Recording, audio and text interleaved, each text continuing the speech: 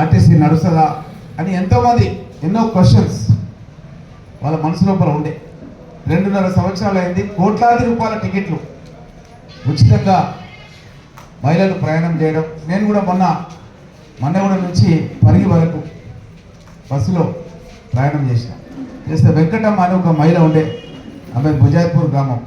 ఆమెను అడిగిన, ఏమమ్మా కొంతమంది బీఆర్ఎస్ వాళ్ళు అంటున్నారు, ఆడోళ్ళు కొట్లాడుకుంటున్నారు, సిగలు పట్టుకుంటున్నారు, ఈ బస్సులు బంద్ చేయాలి, మా దగ్గర పైసలు ఉన్నాయి, మేము టికెట్లు కొంటాం, మాకు సీట్లు కావాలని అంటున్నారని వాళ్ళు పెడుతున్నారు సోషల్ మీడియాలో. నిజమేనా అంటే, లేదు సార్, మాకు అందరికీ సీట్లు ఉన్నాయి, మాకు ఫ్రీగా ఉంది, మేము మంచిగా ఆర్టీసీ బస్సులను వాడుకుంటున్నామని చెప్పారు. సరే అని ఇంకా వేరే వాళ్ళని అడిగిన ఎవరు అడిగా సరే మహిళలంతా సంతోషంగా కాంగ్రెస్ ప్రభుత్వం 6 గ్యారెంటీల్లో భాగంగా ఉచిత ప్రయాణం కల్పిస్తామని ఏదైతే రేవంత్ రెడ్డి గారు ముఖ్యమంత్రి అయిన చెప్పారో అది ఖచ్చితంగా కల్పించామని చూస్తున్నాం. అదేవిధంగా ఇందిరమ్మ ఇండ్లు కట్టిస్తామని చెప్పినాం. ఇందిరమ్మ ఇండ్లు కూడా మహిళల పేరు మీదే ఇవ్వడం జరుగుతుంది. మేము ఎక్కడ ఇచ్చినా సరే ఒక సాంఘిక భద్రత అన్నది మహిళలకు ఉండాలి. ఎప్పుడైనా అనుకోకుండా ఏమైనా జరిగితే భర్తకు ఆమెకు ఉండడానికి ఇల్లు ఉండాలి, అది కూడా పక్కా ఇల్లు ఉండాలి, చెక్ చేసినటువంటి ఇల్లు ఉండాలి, పిల్లలను చదివించుకోవాలి అన్న ఉద్దేశంతో వాళ్ళకు గత సంవత్సరం 3,500 పరిగి నియోజకవర్గంలో నాకు ఎమ్మెల్యే కింద ఇవ్వడం జరిగింది. ఇప్పుడు 8 లక్షల కోట్ల రూపాయల అప్పు కేసీఆర్ చేసిపోయిండు. ఫామ్ హౌస్లో ఉంటున్నాడు, చూస్తున్నారు మీరు.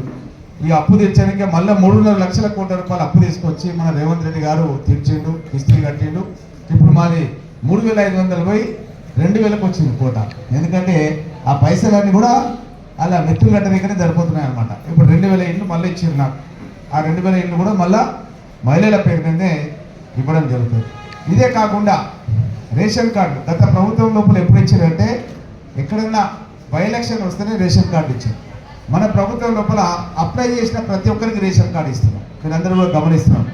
అదేవిధంగా రేషన్ కార్డు పైన 30 కిలోల బియ్యం ఉచితంగా ఇవ్వడమే కాకుండా కొత్తగా జూన్ 2 అంటే ఇంకొక రాష్ట్ర అవతరణ దినోత్సవం మనం జరుపుకుంటున్నాం. ఆ రోజు నుంచి మనం ప్రతి రేషన్ కార్డును ఇన్సూరెన్స్ చేయడం జరిగింది. 1,02,00,000 కుటుంబాలను ఇన్సూరెన్స్ చేసినాం. అనుకోకుండా ఎవరైనా చనిపోతే కుటుంబంలో 5 లక్షల రూపాయలు ఇస్తారు. ఇంతకుముందు ఏమంటుందంటే భూమి ఉన్న వాళ్ళు చచ్చిపోతేనే పైసలు ఇస్తారు. మరి భూమి లేని నిరుపేదలు ఎక్కడ పోవాలి, పేదలు ఎక్కడ పోవాలని రేవంత్ రెడ్డి గారు ఆలోచన చేసి రేషన్ కార్డు ఉన్న ప్రతి ఒక్కరిని కూడా ఇన్సూరెన్స్ చేసేయడం జరిగింది. కాబట్టి వాళ్ళకు 5 లక్షల రూపాయలు వచ్చే విధంగా పథకాన్ని 2వ తారీఖు నుంచి, అంటే ఈరోజు 30 తారీఖు, రేపు 31, 1, 2 ఇంకొక 3 రోజులు అయితే ఈ 5 లక్షల రూపాయల ఇన్సూరెన్స్ అనేది స్టార్ట్ అయిపోతుంది. ఇది చాలా పెద్ద పథకం, మామూలు పథకం కాదు. ఎందుకంటే రాష్ట్ర వ్యాప్తంగా 1,02,00,000 కుటుంబాలు ఉన్నాయి. ఆ కుటుంబాలన్నింటినీ కూడా ఇన్సూరెన్స్ చేయడం జరిగింది. ఎవరైనా కానీ రేషన్ కార్డు ఉన్న వాళ్ళందరినీ కూడా ఇన్సూరెన్స్ చేయడం జరిగింది. అనుకోకుండా ఇప్పుడే నాకు ఫోన్ వచ్చింది మీతో మాట్లాడుతున్నప్పుడు. మా దగ్గర సైద్పల్లి అన్వర్ అన్నాడు, ఏమన్వర్ అమ్మా హోటల్ సవేరా అన్వర్ అని ఫోన్ చేసాడు. జాఫర్పల్లి దగ్గర యాక్సిడెంట్ అయింది సార్ అంటే నిమ్స్కు మాట్లాడి ఇప్పుడు అడ్మిషన్ ఇప్పించిన, దాంట్లోనే బిజీ ఉంటుంది నేను. అయితే ఇప్పుడు ఎక్కడ పోవాలి, యాక్సిడెంట్ అయ్యి ఏమన్నా ఆ కుటుంబం ఏం కావాలి, భర్తకు యాక్సిడెంట్ అయితే భార్య ఏం కావాలి. ఇప్పుడంటే మనం జాయిన్ చేయించినాం, టైంకు బెడ్ దొరికింది, పోలే దొరకకపోయే, పైసలు లేవు, చనిపోతే ఎట్లా పరిస్థితి. అట్లాంటి వాళ్ళ గురించే ప్రభుత్వం ఆలోచన చేసి 5 లక్షల రూపాయలకు ఇన్సూరెన్స్ కూడా చేయడం జరిగింది. ఇవే కాకుండా మహిళల గురించి ఏ పథకం ఇచ్చినా ఏమి ఇచ్చినా మహిళలకు ప్రతి మండలానికి ఒక ఆర్టీసీ బస్సు ఇచ్చినాం. ప్రతి మండలానికి ఆ ఆర్టీసీ బస్సు కూడా ఏం చేస్తున్నామంటే ఆర్టీసీ డిపోకు మనం కాంట్రాక్ట్ ఇచ్చేస్తున్నాం. మీ యొక్క సంఘం నడిపించుకోవాలి, మీ యొక్క మహిళా సంఘాల వాళ్ళే దాన్ని కిరాయికి ఇచ్చేస్తే అంతేగా. మనం నడిపించుకోమంటే మనం డ్రైవింగ్ చేసేది ఏం లేదు, వాళ్ళే నడిపిస్తారు. నెల మన ఖాతాలో పైసలు వేస్తే మనం పంచుకోవాలి అంతేగా, మన సంఘం వాళ్ళు సభ్యులు పంచుకోవాలి. ఈ విధంగా రాష్ట్రంలో ఉన్న ప్రతి మండలానికి ఒక బస్సు అనేది ఇవ్వడం జరిగింది. ఇంతకుముందు ఎప్పుడు కూడా వాళ్ళు ఇవ్వలేదు. ఇంతకుముందే మన కమిషనర్ గారు చెప్తున్నారు 5 లక్షల రూపాయల వరకే గత ప్రభుత్వం వడ్డీ లేని రుణం ఇస్తే మనం 10 లక్షల రూపాయల వరకు కూడా వడ్డీ లేని రుణం మనం ఇచ్చినాం. అంటే వాళ్ళకంటే 2 5కి 10 చేసినాం మనం, వెనకపోయింది. ఈ విధంగా మహిళల గురించి ఎన్నో పథకాలు కాంగ్రెస్ ప్రభుత్వం తీసుకొని ముందుకు వస్తున్న సందర్భం లోపల మీరు కూడా కాంగ్రెస్ ప్రభుత్వం చేస్తున్న పథకాలను ప్రచారం చేయాలి. మాకు నిన్న ముఖ్యమంత్రి గారు 4 గంటల క్లాస్ ఇస్తున్నారు. మా వాళ్ళు ఏమంటారంటే, సార్ నువ్వు ఎక్కువ చెప్తున్నావు సార్ అంటారు. అయితే వీళ్ళు చెప్తలేరు. నిన్న మాకు సీఎం గారు 4 గంటలు తీసుకొని ఆయన కూడా ఏ కాన్స్టిట్యూన్సీ అంటే ఆ కాన్స్టిట్యూన్సీకి వస్తున్నాడు. అంటే గజ్వేల్ తీసుకోవడం, ఆయన కేసీఆర్ గొడవకొడుతున్నందుకు గజ్వేల్ కాన్స్టిట్యూన్సీ ఇన్ఛార్జ్ తీసుకోండి సీఎం గారు. అట్లా అందరూ మంత్రులు డ్యూటీ చేసింది. నిన్న 4 గంటలు మాకు మీటింగ్ పెట్టి మంత్రులందరూ 10 రోజులకు ఒకసారి ఒక కాన్స్టిట్యూన్సీ పోవాలి. ఆ రోజు మొత్తం అక్కడనే గడపాలి. నిన్ననే ఆర్డర్స్ 4 అవర్స్ మీటింగ్ రాత్రి 8 గంటల వరకు. నేను 3 రోజుల నుంచి గాంధీ భవన్లో ఇక్కడ ఆర్పీ ఉన్నారు, వీళ్ళకి తెలుసు, వీళ్ళు బూత్ లెవెల్ ఆఫీసర్స్గా పనిచేస్తున్నారు కాబట్టి మీకు ఐడియా ఉండేది. నేను దానికి చైర్మన్. మొత్తం రాష్ట్ర స్థాయిలో ఈ యొక్క బూత్కి సంబంధించినటువంటి అయితే బూత్ లెవెల్ ఏజెంట్స్ ఉంటారో కాంగ్రెస్ పార్టీ తరఫున ఎస్ఐఆర్ స్పెషల్ ఇంటెన్సివ్ రివిజన్ అనేది అప్పుడు వెనకడికి లింగో అని కాంగ్రెస్ ప్రభుత్వం ఉన్నప్పుడు 2004 ఆ ప్రాంతం లోపల ఒకసారి ఈ స్పెషల్ ఇంటెన్సివ్ రివిజన్ అంటే ఉన్న ఏదైతే ఓటర్ లిస్ట్ ఉందో దాన్ని ప్రక్షాళన చేస్తారనమాట. ప్రక్షాళన చేసినప్పుడు ఏం చేస్తారంటే డోర్ టు డోర్ పోతారు. డోర్ టు డోర్ పోయినప్పుడు ఎక్కడో డోర్ లాక్ ఉంటుంది. ఆ డోర్ లాక్కుంటే ఏమవుతుంది, ఇప్పుడు వాళ్ళు ఇల్లు ఈడ ఉండలేరు అని ఓటు కొట్టేస్తారు. అట్లా కొట్టేదంటే మన యొక్క పిఎల్ఓలు ఇప్పుడు ఆర్పీలు మరి ఇక్కడ ఒక్కసారి ఆర్పీలు చేతులు ఎప్పుడమ్మా ఇక్కడ మన నగరంలో ఉన్నటువంటి కౌన్సిలర్లు మీరంతా కూడా రామకృష్ణ రెడ్డి గారు ఒక్కసారి ఇట్లా ముందుకు చూడాలి. వీళ్ళంతా అక్కడ గుర్తుపడాలి వీళ్ళు ఎవరని. వీళ్ళంతా కూడా బూత్ లెవెల్ ఆఫీసర్స్. వీళ్ళు మన బూత్ లెవెల్కి వస్తారు. వచ్చినప్పుడు మనం ఏం చేయాలంటే మన బూత్ లెవెల్ ఏజెంట్ మీరు అపాయింట్ చేశారు.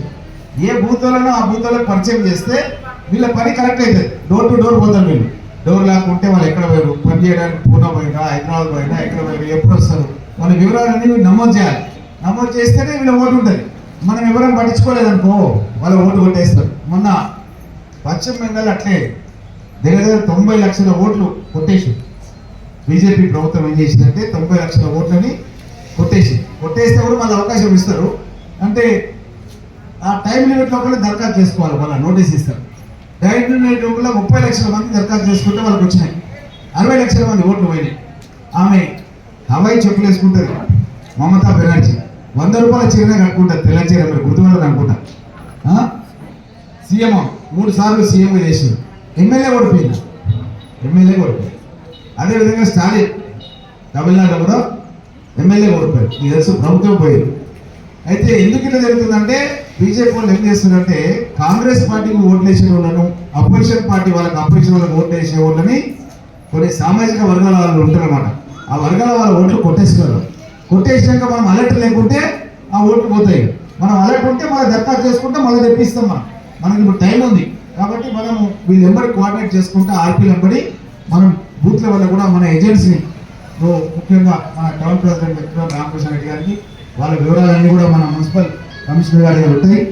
ఎవరెవరు ఎక్కడ ఉన్నారు ఏదైనా తీసుకొని మీరు కూడా బూత్ లెవెల్ ఏజెంట్స్ నాకు ఇచ్చారు, వాళ్ళకి వీళ్ళకి కనెక్షన్ చేయాలి. చేస్తే వాళ్ళు కలిసి పనిచేస్తే పని అనేది పర్ఫెక్ట్ అవుతుంది అన్న విషయాన్ని మీకు అందరూ తెలియజేస్తూ, నాకు రాష్ట్ర వ్యాప్తంగా అన్ని నియోజకవర్గాల్లో ట్రైనింగ్ చైర్మన్ దీనికి సంబంధించింది ఒక 50 మందిని ట్రైనింగ్ ఇచ్చిన. నిన్న ఆ 50 మందికి డ్యూటీ వేయాలి. ఇప్పుడు వాళ్ళందరూ పోయినాక వాళ్ళందరూ కూడా ట్రైనింగ్ చేసినట్టుగా అందరితో కూడా మాట్లాడాలి. ఈరోజు అందరు ఎమ్మెల్యేలు ఎంపీలతో మీటింగ్ ఉండే, నిన్న సీఎం గారితో ఉండే. చాలా సీరియస్గా సీఎం గారు ఆయన కూడా ప్రతి 10 రోజులకు ఒకసారి ఒక కాన్స్టిట్యున్సీ పోతా, నేను కూడా ఒక బ్యాక్వర్డ్ కాన్స్టిట్యున్సీ అడాప్ట్ చేసుకుంటా, గజ్వేల్ కాన్స్టిట్యున్సీని అడాప్ట్ చేసుకుంటా నిన్న సీఎం గారు చెప్పడం జరిగింది. కాబట్టి మన ప్రభుత్వ పనులలో భాగంగా 10 రోజులకు ఒకసారి అందరూ కూడా సెలవు ఇచ్చి పార్టీ పని కూడా చేయాలని నిన్న డిసైడ్ చేసి అందరు మంత్రులు, ముఖ్యమంత్రి అందరూ కూడా పార్టీ పని కూడా చేయాలి. నేను ఒక్కనే పార్టీ పని చేస్తున్న పార్టీలో మీకు తెలుసు కదా, 2 సార్లు జిల్లా అధ్యక్షుడు చేసిన, శక్తి అని డేటా అనలిటిక్స్ కమిటీ శక్తి మెంబర్షిప్ చేయించిన చైర్మన్గా ఉండి అప్పుడు సిఎల్పీల కార్యదర్శిగా పనిచేసిన.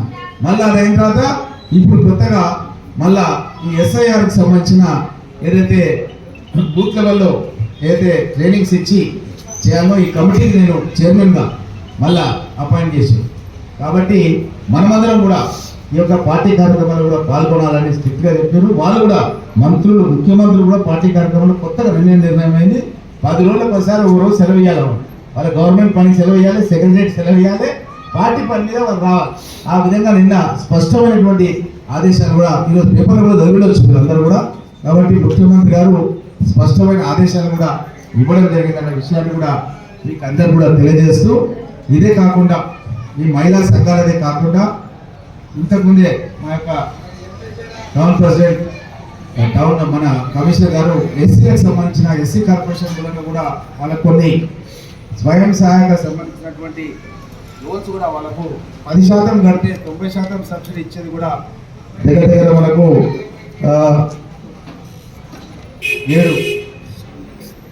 7 లక్షల రూపాయల్లో 6,30,000 రూపాయల సబ్సిడీ, 30,000 రూపాయలు మాత్రమే వాళ్ళు కట్టాలి.